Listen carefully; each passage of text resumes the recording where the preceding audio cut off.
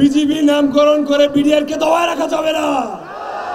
আমাদের বাংলাদেশের সার্বভৌমত্বের সর্বপ্রথম যে পেরেকটি ঠুকে দেওয়া হয়েছিল, যে কফিনে যে পেরেকটি ঠুকে দেওয়া হয়েছিল, সেটি এই বিডিআর বিদ্রোহের নাম করে বিডিআর হত্যাকাণ্ডের মাধ্যমে ঘটিয়েছিল ওই খুনি শেখ হাসিনা।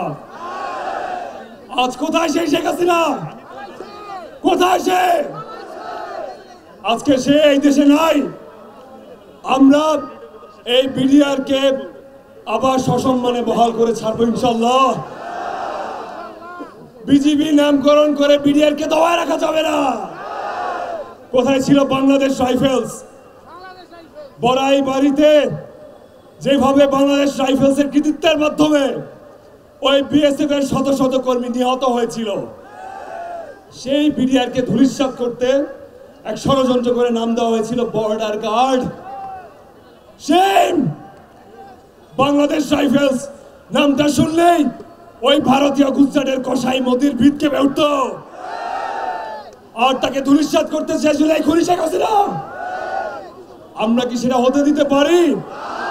এই 24শে জুলাই অভ্যুত্থানের মাধ্যমে আমরা আবারও এটাকে বাংলাদেশ রাইফেলসকে পুনঃপ্রতিষ্ঠা করে ছাড়বো ইনশাল্লাহ। বিডিআর না বিজিবি, বিডিআর না বিজিবি।